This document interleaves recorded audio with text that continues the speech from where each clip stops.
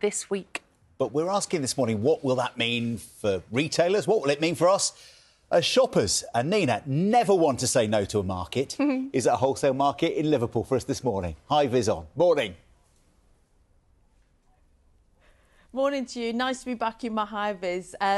Liverpool wholesale market this morning. I've just been admiring the chrysanthemum here that have come in fresh all the way from Holland. Arrived here yesterday. Will go out to sell tomorrow. From Wednesday, products exactly like this will be subject to different rules. It may feel like a long time since we left the EU, but this border shake-up is only happening now. Let me talk you through what's happening. So first of all, from this Wednesday, things classified by government as medium or high risk will be subject to these new rules. They include cut flowers, some fish, meat and cheese. They'll have to have a health certificate to come with them.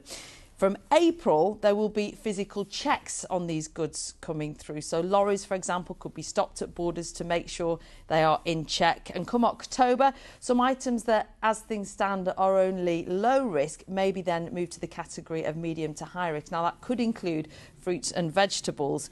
And when you think about the fact that 3/4 of vegetables imported to the UK come from the EU, there is an estimate that that's going to add around £200 million of extra costs. It costs them, the retailer, and that cost, as we all know, when that happens, trickles down to us. Let's meet Ben. Good morning to you. Good morning. We've met many times We've before, met a few times before, with all the different elements and machinations of what's come with Brexit. With this one in particular, what does it mean practically, for example, for those chrysanthemum I was just holding? Practically, it's just more costs. Yeah. That's it, plain and simple. And it's another set of costs that we have to pass on to the end user, to the florist, eventually to the people in the high street. Why does it cost more?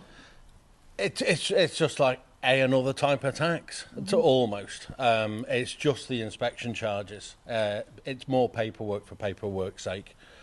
We don't actually need all this kind of stuff that's going on. This was already in place 20 years ago, and all of a sudden it's now, because of like post-Brexit, it's almost, yeah, this is what we're going to do, and that's it, get on with it, lads. The government would say they are protecting us, they're protecting the current biodiversity in the UK. What would you say to that?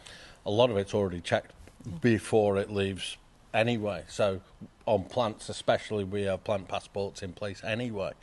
And that was all done prior to Brexit in the first place. And Ben was showing me earlier, if you look on all of these plants, already the ones coming in from the EU have what's called, thank you Ben, a plant passport.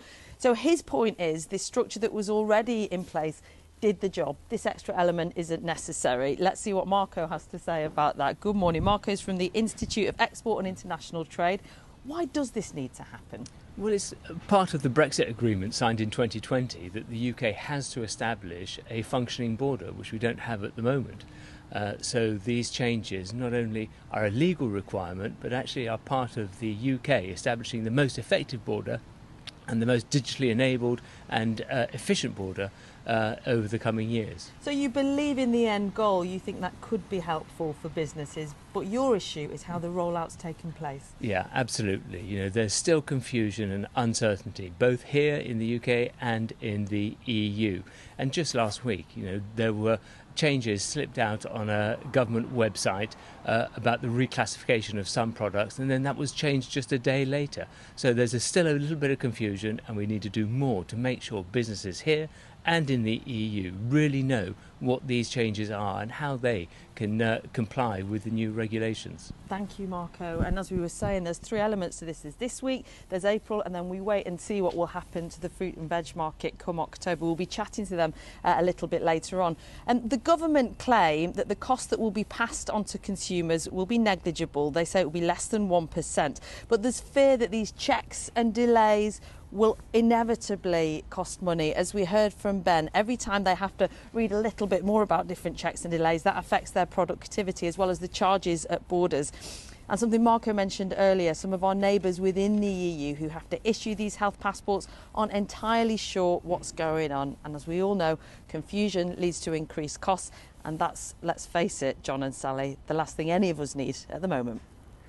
Absolutely, Nina. Thanks very